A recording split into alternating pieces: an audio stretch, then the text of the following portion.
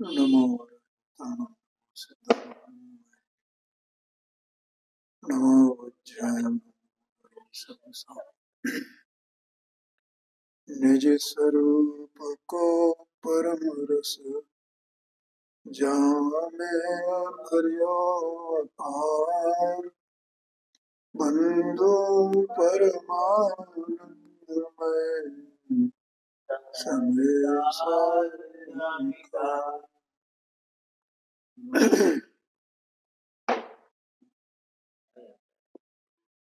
नाटक समय ग्रंथ है। आश्रम अधिकार इसका पूरा हो गया है और इसके बाद संबर द्वार कहो कि संबर अधिकार कहो, एक ही बात है। देखो जहाँ ये 120 पेज पर एक छंद दिया है नीचे,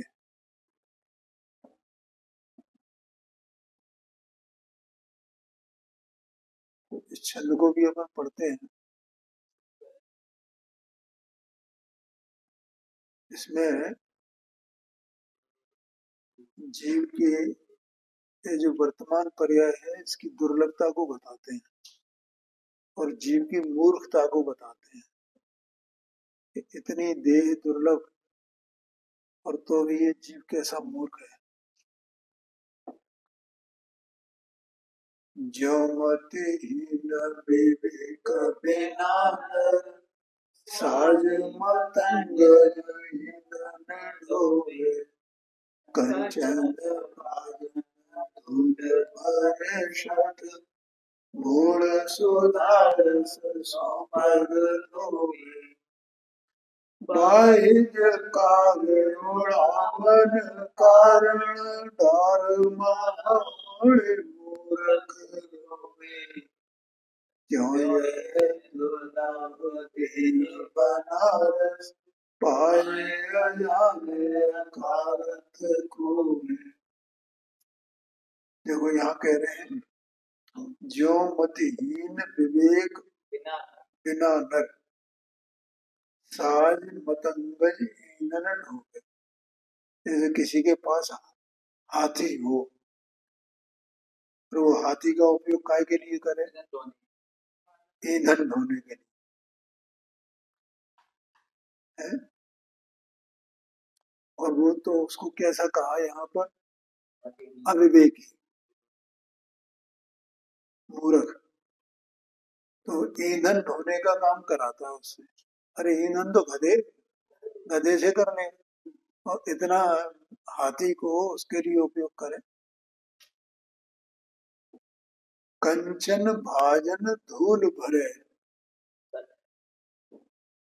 कंचन माने सोना, सोने का बर्तन हुए और वो काय के लिए?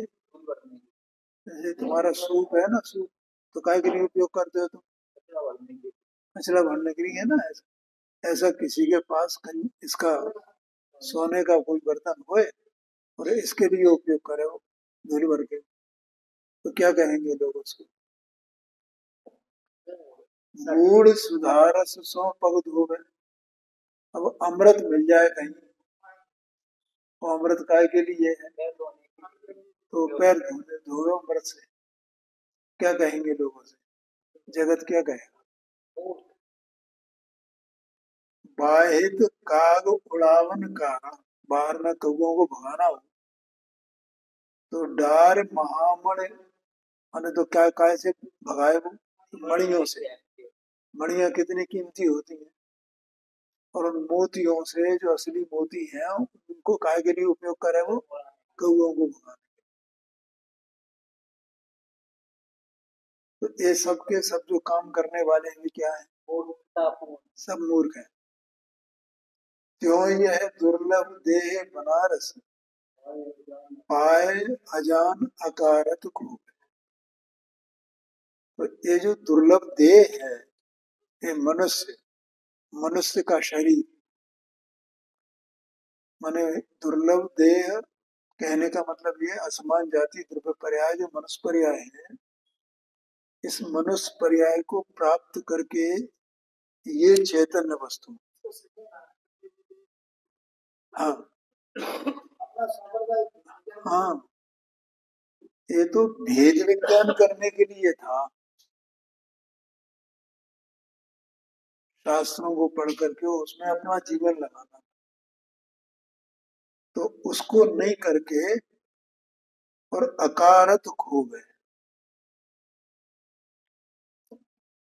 मतलब भेद विज्ञान नहीं करे और अज्ञानी का अज्ञानी ही रहे, भले ही वो सारे क्रियाकांड करता हुए, सब व्रतशील, संयम, उपवास, तप, सब कुछ करे, भगवान की भक्ति करे, सब करे, जाप जपे, सारे साधन करे, लेकिन भेद विज्ञान कैसे होए, आत्मा और अनात्मा का भेद क्या है, मैं कौन हूं, मैं कौन नहीं हूं, इसका ज्ञान नहीं करे,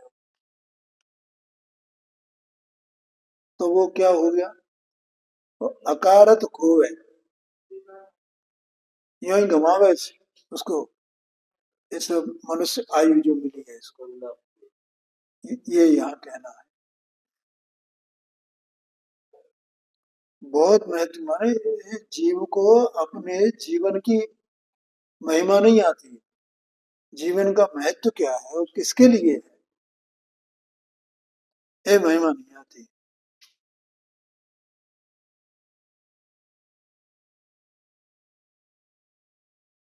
अब यहाँ संवर्ध कर प्रारंभ होता है, देखो बहुत मुश्किल है। अभी अपन कल परसों बात की थी ना, 20 कोड़ा कोड़ी सागर का, वो क्या बात थी वो, एक कल्पकाल होता है ना। हाँ हाँ, तो इस जीव को कितने कल्पकाल इस संसार में निकले, अनंतानंत, अनंतानंत कल्पकाल निकल गए। हाँ, और ये मनुष्य जो शरीर मिलता है ना, ये जो पर्याय मिलती है, ये पर्याय कितनी दुर्लभ है, उसमें छेड़ाना में लिखा है ना, दुर्लभ लय जो चिंतामणि, दो इंद्री की पर्याय, तीन इंद्री की पर्याय इतनी दुर्लभ है, उत्तरस पर्याय है ना, क्यों, हाँ, निगोद से थावर, और थावर से फिर त्रस पर्याय, और त्रस पर्याय माने दो इंद्री तीन इंद्री जी, और ये दो इंद्री तीन इंद्री बन जाए ना, तो भी क्या है, और कितने पुण्य के उदय से वो बनता है, लेकिन तो भी कितनी दुर्दशा है वहां। अपन, अपने को बिल्कुल ख्याल भी नहीं आता, अपन मतलब अपने चारों तरफ पसरे हुए हैं, ये पर्याय है, देख रहे हैं अपन, हमें बिल्कुल भी विवेक नहीं है कि ये बेचारे क्या इनकी दुर्दशा है। देखो सब जीवों को एक तो भूख बहुत लगती है, नरक का कहा जाता है कि नहीं, वो बात झूठी नहीं है भैया। मैं एक है, हाँ, तीन लोग को नाच जो खाए, मिटे न भूख, कणा न रहा, कण नहीं मिलता उसे खाने को, और तीन लोग का नाच खा जाए तो भी उसकी भूख नहीं मिटे, इतनी भूख है उसको। ठीक है, अब अपन संगी पंचेंद्री जीवों को, जो पशु पर्याय के जीव हैं, उनको अपन देखते हैं, 24 घंटे वो कुछ ना कुछ खाने को ढूंढते रहते हैं, खाने को ढूंढते रहते हैं। जब देखो, कुत्ते हो, बिल्ली हो, ये गधे हो, सांड हो, गाय हो, जिधर देखो थोड़ा सा कुछ मिले तो एकदम ऐसे दौड़ते हैं, और कभी कभी तो मतलब लड़ मरते हैं उसके पीछे, इतने इतने मतलब भूखी भूखी पीड़ा इतनी सताती है उनको। ये तो संगी पंचेंद्री अपने सामने प्रकट है। अब ये मकड़ियां वगैरह क्या करती है पता है, इन्हें भी भूख लगती है, मैं ये बता रहा हूँ, इतने सूक्ष्म जीव है। हाँ हाँ, और इन दशाओं को ये जीव अनंत बार धारण कर चुका है, ये बन चुका है वो, इसलिए देह की दुर्लभता बता रहे हैं। वो मकड़ी होती है ना, जाला बनती है। काय के लिए बनती है वो जाला? फंसाने के लिए शिकार को। शिकार को फंसाने के लिए। उसमें भी मच्छर वगैरह आ जाते हैं ना, और उनको एकदम लपक लेता। अब बोलो, अब ये विचारने की बात है कि इस जीव को वैसी पर्याय धारण करनी है क्या? अपने को ऐसा, जंगली जीव होते हैं तो वही लगते हैं कि भैया ये शिकारों को फंसाते हैं, शिकार करते हैं, ये एक जीव दूसरे जीव को मार रहे हैं, कितनी दुर्दशा है। अरे वो दो इंद्री वाले भी ऐसे ही करते हैं, तीन इंद्री वाले भी ऐसे ही करते हैं। हाँ, सब ये कर रहे हैं। दो इंद्री वाले, दो इंद्री तीन इंद्री वाले छोटे छोटे जीवों को फंसा रहे हैं खाने के लिए, भूख के मारे। हाँ बिल्कुल। छिपकली तो संगी पंचेंद्री है, संगी पंचेंद्री है छिपकली। हाँ,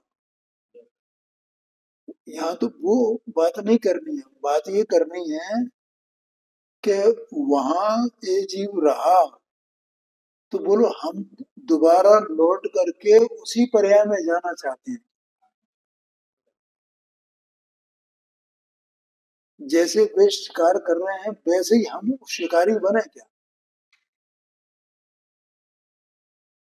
ये है। और अगर वो नहीं बनना है तो फिर ये करना है, भेद विज्ञान करना है किसी भी प्रकार से, ये बात कहनी है।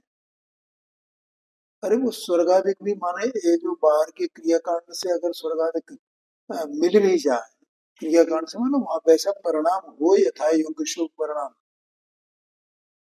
है। नहीं तो जगत तो यही समझ रहे क्रिया कर ली ना हमने, इससे हमें जो है वो पुण्य मिल रहा है, इससे हमें पुण्य मिल रहा है। और सब ये जितने पुरोहित पंडित है ना, सब यही बात है, ये क्रिया करो, ये क्रिया करने से पुण्य मिलेगा, ये क्रिया करने से पुण्य मिलेगा। ये तुमने चावल चारों तरफ घुमा दिए तो ये पुण्य मिल गया तुम्हें।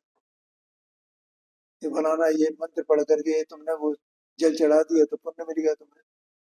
कहाँ से मिलेगा पुण्य? पुण्य जीव का परिणाम है। और वो क्रिया से जीव का परिणाम कैसे बदल जाएगा? क्या होगा? अब ऐसी जीव राशि कहाँ जाएगी? हमारे थोड़े थोड़े समझ भी लेंगे, कुछ थोड़ा बहुत पुण्य मिल गया तो कितना पुण्य मिलेगा, कैसा पुण्य मिलेगा? वही त्रियंच आदि गति मिलेगी, संगी पंचेंद्रिय बन जाएगा, फिर वहां से फिर कहाँ जाए? पर वो होश तो है ही नहीं वहां, विवेक कुछ है नहीं, तो बिना विवेक के कहाँ जाए? मतलब जो भी होनहार जैसे जैसे उसके परिणाम होते जाएंगे, परवशता में, कर्म के उदय की वशता में, और वो वैसे वैसे वैसे वैसे कोई गति मिलती जाएगी। और फिर पूरा ये समय पूरा करके 2000 सागर का, और फिर वो वापस में वो, ये बात है। इसलिए ये इसका महत्व है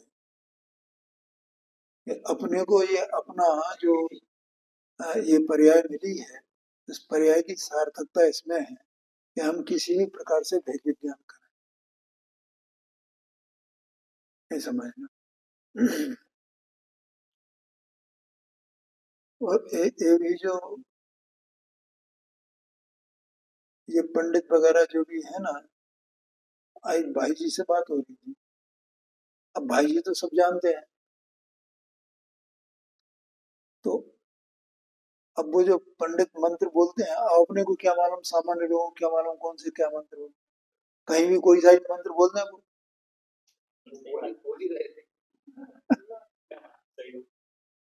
हैं?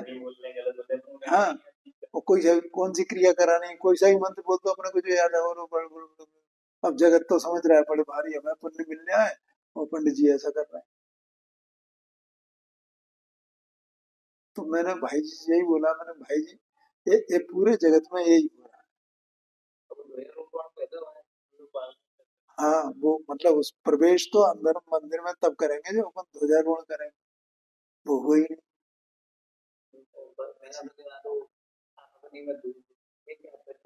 कुछ नहीं, अब उनसे पूछोगे वो मैना सुंदरी और वे श्रीपाल कब हुए, कौन से काल में हुए हाँ वही ये मंडल में तो अभी लिखा है ना, तो उसका पहले हैं? चक्रमंडल जो है हाँ दो साल पहले ही लिखा हुआ है। हाँ, और क्या, तो तब की और क्या। नहीं नहीं, फिर वो अभी ये भी पता नहीं है कौन से काल में वे हुए हैं। हुए तो हैं, कौन सा काल था उनका, कौन से तीर्थंकर का काल था जिसमें वे हुए हैं, ये कहीं पढ़ने में नहीं आता है। बयान अभी लिखा है। और विधान तो अभी लिखा गया है। नहीं खैर, वो तो एक विधान और है जो कि नहीं आचार्य का है और वो संस्कृत का है, और उसी को आधार बना करके संतलाल जी ने ये लिखा है। तो वो विधान होगा तो 500-700 साल, 1000 साल पुराना होगा। हाँ उस समय तो बयान तो होती हाँ, जो संस्कृत का है वो तो लेकिन उस समय वो तो ये तो सब पंचम काल की बात है, कोई ज्ञान नहीं होती। और वे तो उससे पहले हुए हैं। कब हुए हैं, कहाँ हुए हैं? हमें मान लो हुई थी तो उन्होंने विधान की रचना करने वाला कोई और, विधान कराने वाला कोई और, तो उसके पुण्य का फल उसको मिला और उसकी महिमा लाने से क्या होगा? कुछ नहीं। और उसका मतलब वो तो भेद विज्ञानी थे, और भेद विज्ञान करने के लिए, और वो ग्रंथ को अपना पूरा विधान भी पढ़े अपन, तो उसमें भेद विज्ञान पूरा पूरा जो विधान है ना, वो भेद विज्ञान का विधान है वो पूरा। कोई सी भी पूजा उठा लो उसमें से मैं आपको ये बता दूंगा इसमें ये भेद विज्ञान है। तो उस पे तो उनकी कोई दृष्टि है नहीं, और बस वो तो ये क्रिया करने से, विधान करने से पुण्य मिलता है, बस ये, और कुछ नहीं। लेकिन हाँ, और क्या, अब तो नए नए लिख, हाँ हाँ, लिख दीजिए।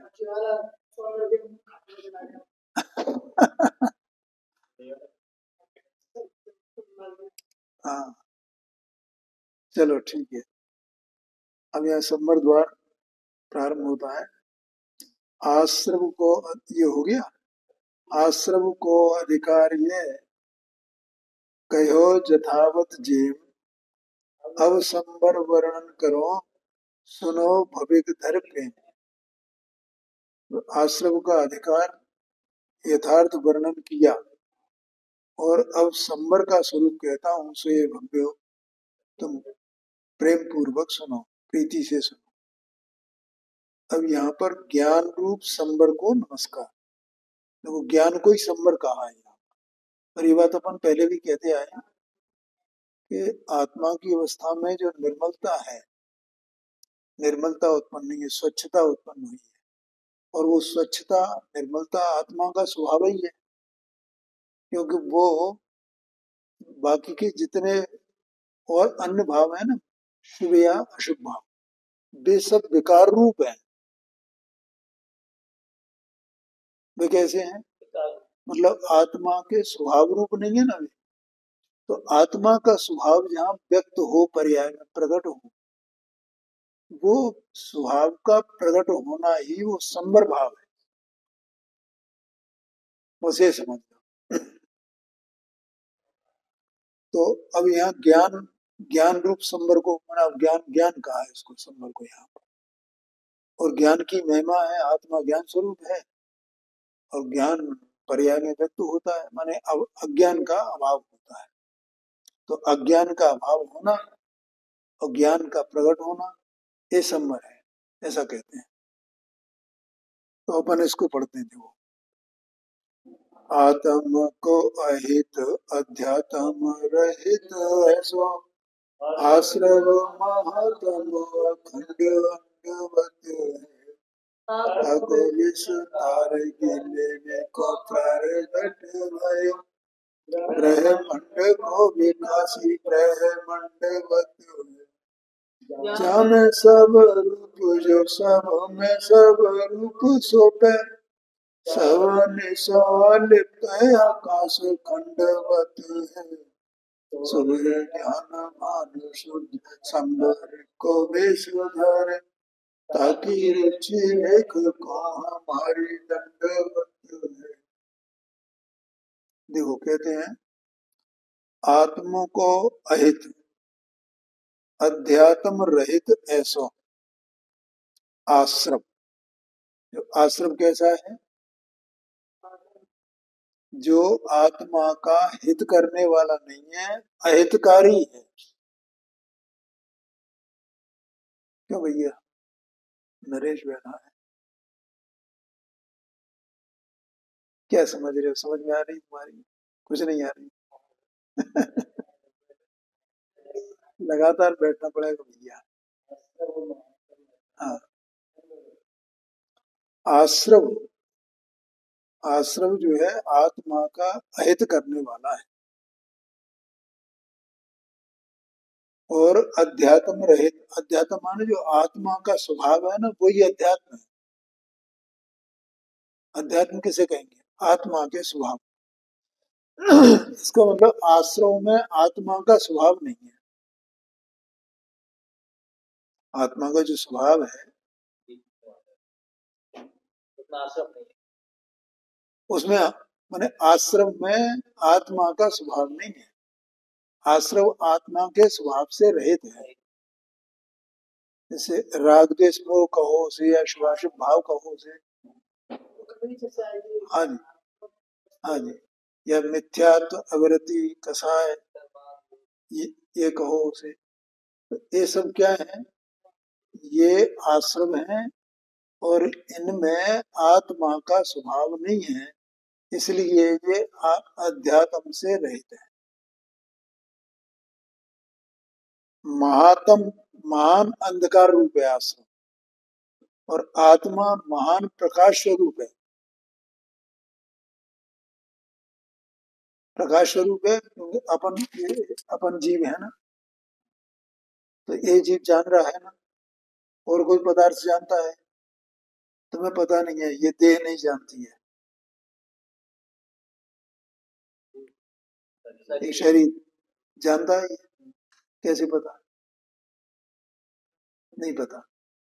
देखो, जब ये जीव निकल जाता है ना इसमें से और देह पड़ी रह जाती है, तो ये जानेगी? तो तब नहीं जानेगी, तो अब भी जानेगी क्या? तो जानने वाला दूसरा है। ये दो दो वस्तुएं मिलकर के एक साथ हैं यहाँ पे, ठीक है। और जो जानने वाला है वो निकल जाता है जब आयु पूरी होती है। ये जीवन मिलता है ना, इसको जीव को जीवन मिला, ये तो ये देह का संयोग हो जाता है, ठीक है। तो देह का संयोग हो गया, इसको जीवन मिल गया। अब जीवन का अभाव होगा तो आत्मा निकल जाएगा और ये शरीर रह जाएगा। अगर शरीर जानने वाला हो तो वो तब भी जानना चाहिए ना, अपने को इसका ज्ञान ही नहीं है कि शरीर जानता है कि नहीं जानता है। जानने वाला दूसरा है, ये दूसरा है। अब इनमें दो में से ये बताओ कि मैं कौन हूँ? जानने वाला हूँ कि नहीं जानने वाला शरीर? हाँ, ये बात, इतनी सरल बातें हैं ये, कोई समझेगा तो इतना सरल है।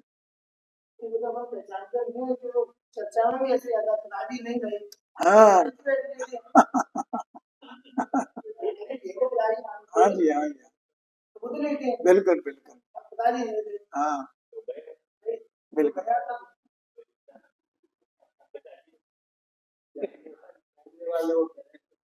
हाँ जी। तो देखो, ये आश्रम महात्म महाअंधकार में अखंड है और अंडवत है। अंडवत माने गोलाकार। कैसे, क्यों गोलाकार क्यों कहा? क्योंकि कहीं ऐसा भी आया है कि जितने संसारी जीव है ना, तो सबको इसने इसने जीत रखा है सबको। तो जैसे अब संसारी जीव इस लोकाकाश प्रमाण है ना, लोकाकाश में है, तो लोकाकाश का एक घेरा हो गया ना, तो घेरा माने अंडा के आकार का, इसलिए अंडवत का गोलाकार। क्योंकि ये गोलाकार है ना पूरा, मतलब जैसे ये समझ लो आप, 343 माने उसमें लंबाई चौड़ाई, और ये उसमें भी एक तृष्णाली होती है, और तृष्णाली में जीव रहते हैं। तो एक नाली तो बने ऐसी नाली जैसे पाइप होता है ना गोलाकार, तो अब वो भी वैसे ही, आश्रम भी वैसे ही, तो उसने सब जीवों को घेर रखा है। सब जीव अज्ञान में ही है ना, तो अज्ञान में क्यों है, माने मिथ्यात्व है, अवृत्ति है, कसाय है, योग है, ये सब उससे पीड़ित हैं ये, और वो ही आश्रम है। तो इसलिए उसको अंडवत कहा कि सबको घेरा डाल करके इसने अपने कब्जे में कर रखा है। ताको विस्तार गिलवे को प्रगट भयो, उसका जो विस्तार है, आश्रम का जो विस्तार है, उस आश्रम के विस्तार को मेटने के लिए, इसमें निगलना भी अर्थ किया है इसका, और गिरवे माने गलाने के लिए भी हो सकता है, यह समझ लो नष्ट करने के लिए, उसके विस्तार को नष्ट करने के लिए, समाप्त करने के लिए प्रगट भयो, प्रगट हुआ। कौन प्रकट हुआ है? ब्रह्मांड को विकासी, ब्रह्मांड माने ब्रह्मांड, विकासी माने उसको प्रकाशित करने वाला, ब्रह्मांड को प्रकाशित करने वाला। तो ब्रह्मांड को प्रकाशित करने वाला कौन हो सकता है? ज्ञान, ज्ञान रूपी सूर्य। इस ब्रह्मांड को कौन जानने वाला है? ज्ञान ही तो जानेगा ना, और कौन जानेगा? आगे समझ, ब्रह्मांड को विकासी ब्रह्मांड बत है, माने जैसे वो स्वयं ही ब्रह्मांड है। वो स्वयं क्या है? क्योंकि उसमें पूरा ब्रह्मांड है ना। जहाँ केवल ज्ञान है, तो केवल ज्ञान में केवल ज्ञान पूरा लोकालोक को जानता है ना, इसका मतलब ब्रह्मांड को जानता है। तो वो केवल ज्ञान उसको देखो तो वो ब्रह्मांड स्वरूप ही दिखेगा, क्योंकि ब्रह्मांड का आकार उसमें बना हुआ है, इसलिए ब्रह्मांडवत है। जा में सब रूप माने सबका आकार उसमें है, जा में सब रूप जो सब में सब रूप सोप है, और सब में वो व्यापक होने वाला है, सब में पहुंचा हुआ है ना ज्ञान। अगर सब में व्यापक नहीं हो तो सबको कैसे जाने? ऐसा ज्ञान जो प्रकट होता है, तो वो उस आश्रम को निगलने वाला है, उसको समाप्त करने वाला है, ऐसा कहते हैं। माने ये उसका ज्ञान का ये स्वरूप है। ब्रह्मांड को विकासी ब्रह्मांड बते, जान सब रूप जो सब में सब रूप पे सब रूप सो पे सवन सो अलिप्त। तो वो ज्ञान सब रूप हो, सब में हो, सब में व्यापक हो, सबको जाने, सबके आकार रूप हो, तो भी वो सबसे अलिप्त है।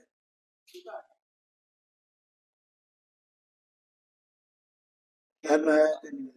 हाँ जी, अपन भी जो जानते हैं ना, ये जीव अंदर, अभी तो जीव को देह दोनों अलग अलग हो गई ना। अब ये जीव जो जान रहा है, तो उससे लिप्त हो पाता है क्या? वो वस्तु इसमें आती है क्या? जैसे पांचों इंद्रियों के जो विषय है ना, उन विषयों को जानने वाला ये ज्ञान है। अभी अपना ज्ञान इतना हल्का है, तो अभी कौन सा विषय ज्ञान में आता है, और ज्ञान कौन से विषय में जाता है, किसको छूता है? किसी को नहीं छूता है। ज्ञान ज्ञान में रहता है, पदार्थ पदार्थ में रहते हैं। तो वो केवल ज्ञान कैसे उसमें लिप्त हो? ज्ञान का स्वभाव है, ऐसा है ही नहीं कि किसी से लिप्त हो, किसी को छुए। ये समझ लो। सवन सो अलिप्त आकाश खंड बत है।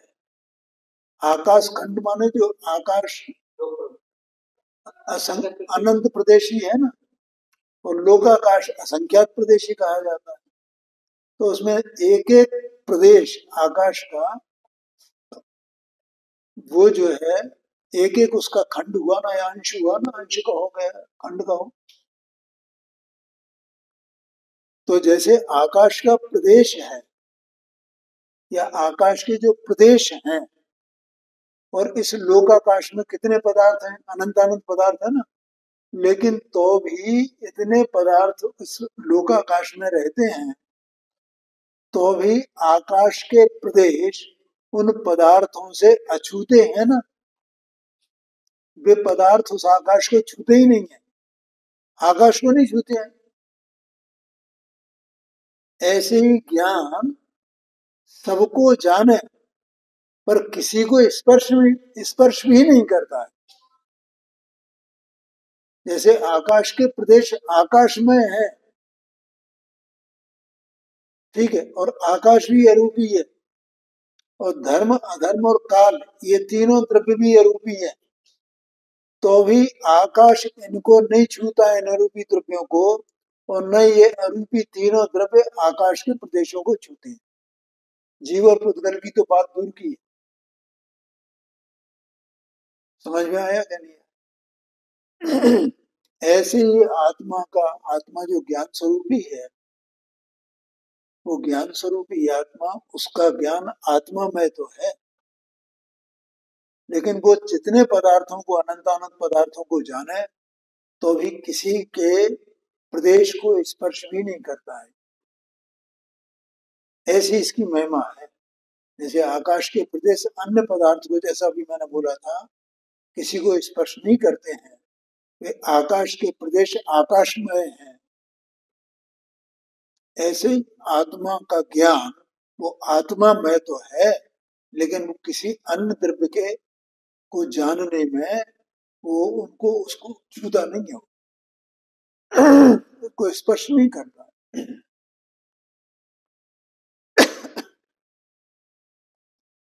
सवनिसों अलिप्त आकाश खंडवत है, सो है ज्ञानवान शुद्ध संबर को बेस धरे। ऐसा जो ज्ञान रूपी सूर्य है, ज्ञानवान माने ज्ञान रूपी सूर्य, वो ऐसे शुद्ध संबर के बेस को धारण किए हुए है। वो स्वयं ज्ञान संबर स्वरूप है, ऐसा शोभा वो प्राप्त होता है। ताकि रुचि रेग को हमारी दंडवत है। पंडित बनारसी दास जी कहते हैं कि उसका जो रुचि करने वाला माने सम्यक दर्शन, रुचि रेख माने सम्यक दर्शन, समझ लेना, उसको हम नमस्कार करते हैं। हाँ जी।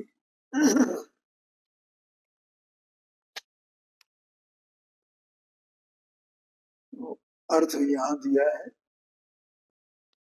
जो आत्मा का घातक है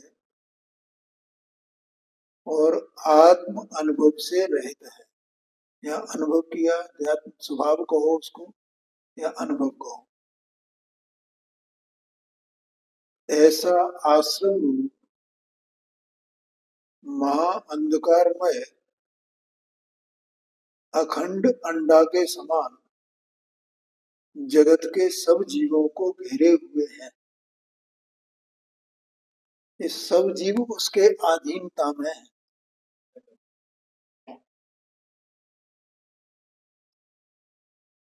क्या कहा?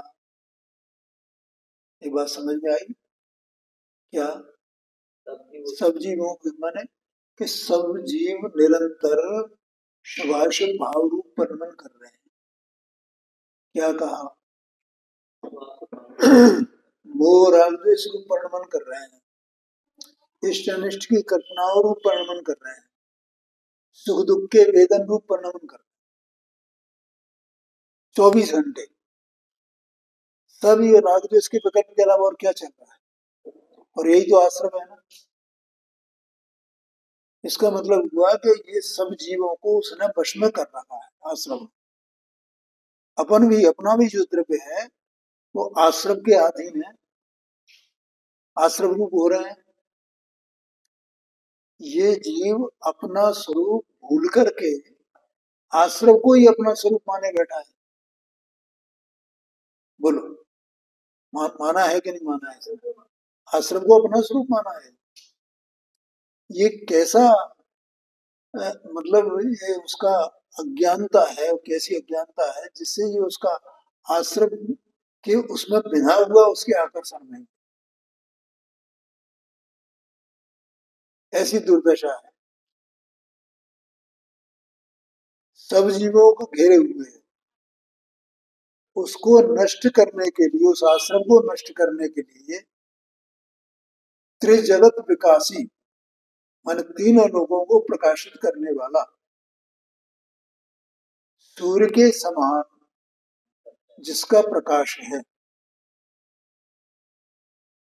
सूर्य के समान तो नहीं है, पर सूर्य के समान कहा जा रहा है, माने उसकी उपमा दी गई है कि जैसे सूर्य का अंधकार, रात्रि में अंधकार होता है ना,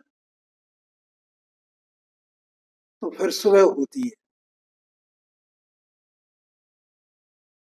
ठीक है, तो सुबह वो प्रकाश होता है, तो अंधकार का अभाव हो जाता है। अगर अंधकार ही अंधकार हो, अंधकार ही अंधकार हो, तो अपने को कुछ नहीं दिखाई दे। ये लाइट वाइट की तो अभी यही इजाद हो गई है कुछ थोड़े समय से, नहीं तो सब अंधेरे ही अंधेरा था। लालटेन और वो चिमनी, इनको अपन पहले उपयोग करते थे, है ना, अपन ने तो अपने जीवन में सब देखा है।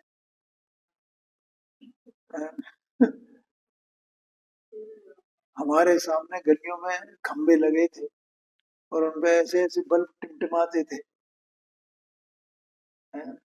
तो अ, उससे पहले तो बिल्कुल अंधकार ही रहता था ना, कहाँ प्रकाश था। तो जब सुबह सुबह होती थी सूर्य का प्रकाश, तब झिक्काटा होता था, तो कितनी महिमा होती थी उस सूर्य की।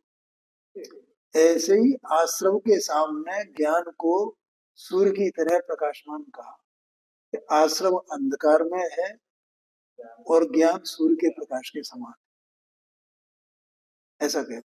जैसे सूर्य का प्रकाश उस अंधकार को निगल जाता है, ऐसे ही ज्ञान रूप संबर उस आश्रम को निगल जाता है, उसको समाप्त कर देता है,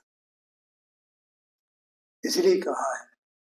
नहीं तो दूसरी तरफ ये कहते हैं कि करोड़ों सूर्य के सूर्य का प्रकाश भी केवल ज्ञान के सामने फीका है, वो नहीं प्रकाशित करता जो केवल ज्ञान प्रकाशित करता है।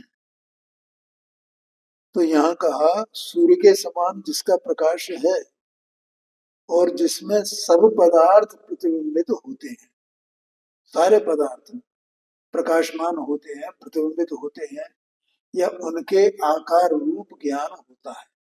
ज्ञान का स्वभाव ही ऐसा भी है। देखो, पदार्थों को प्रतिबिंबित करना, जानना, प्रकाशित करना, ठीक है, उनके आकार रूप होना, ये सब एक ही अर्थ है, और तो भी वो ज्ञान ज्ञान रूप ही रहता है। किसी भी माने ज्ञेयों के आकार रूप हुए बिना रहता नहीं है, तो भी अपने स्वरूप को छोड़ करके ज्ञेय के रूप होता नहीं है। ये उसकी विशेषता है, अपने स्वरूप को छोड़ करके वो ज्ञेय रूप हो जाए, ये कभी हो नहीं सकता है।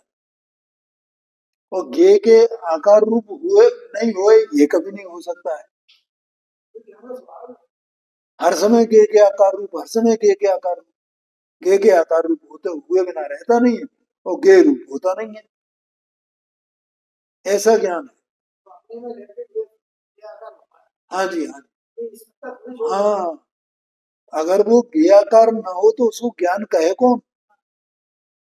ज्ञान की पहचान ही ज्ञेयाकार रूप होना है,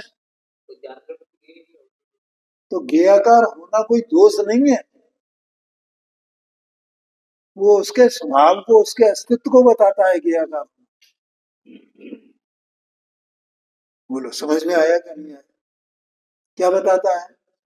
उसके अस्तित्व को बताता है, उसकी पहचान है ज्ञान की। ज्ञान का ये ट्रेडमार्क है कि ज्ञेयाकार होता है ज्ञान।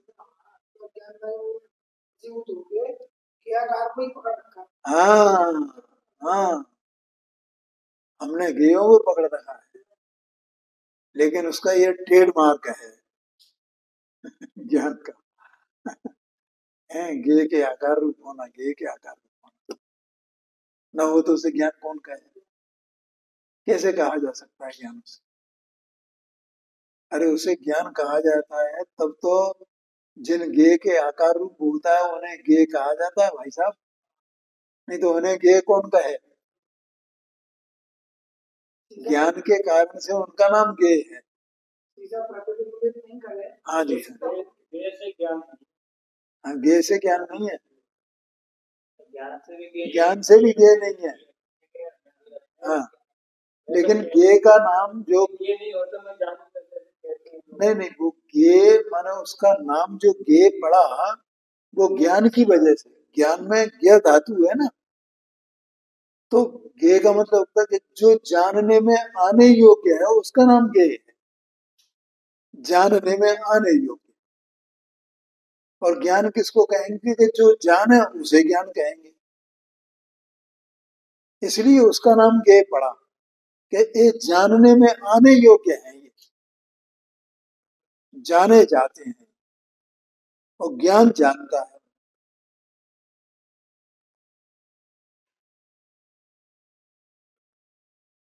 आगे कहते हैं और जिसमें सब पदार्थ होते हैं तथा आप उन सब पदार्थ के आकार रूप होता है, माने आप माने ज्ञान स्वयं उन पदार्थों के आकार रूप होता है, तो भी आकाश के प्रदेश के समान उनसे अलिप्त रहता है।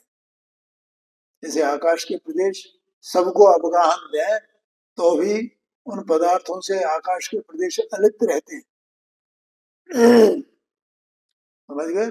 देखो एक दृष्टांत आता है धर्म द्रव्य का, तो धर्म द्रव्य जीव और पुद्गलों को, चलते हुए जो जीव और पुद्गल है, गति करते हुए, हरकत करते हुए जीव और पुद्गल, तो उनको हरकत करने में निमित्त होता है, लेकिन उसमें कोई हरकत नहीं होती है। हरकत में निमित्त तो है लेकिन धर्म द्रव्य में हरकत नहीं होती। हाँ मतलब उसमें कोई हरकत ही नहीं है बिल्कुल। कितनी विचित्र बात है। अपने को ऐसा लगता भाई धर्म द्रव्य यहाँ यहाँ है क्या नहीं, तो हमने ये हाथ हिलाया तो उसमें जैसे पानी में अपन उंगली खींचे तो रेखा जैसी लगती है ना, ये देखो लाइन जैसी लगती है इसमें, वो उसमें होती है बढ़ जाती है, होती है बढ़ जाती है। धूल पे खींचे तो ऐसे यहाँ पर हमने ये हरकत की तो आकाश की वो उसके धर्म द्रव्य के प्रदेश ऐसे हो गए होंगे ना, कुछ नहीं होता उनमें, हरकत होती नहीं है कुछ भी, जो के तो रहते।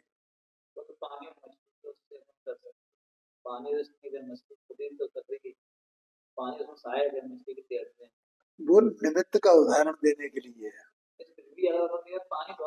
नहीं नहीं भैया वो अलग बात है, दृष्टांत किसी एक सिद्धांत के लिए दिया जाता है और वो दृष्टांत सब जगह लागू नहीं होता है, ये बात है।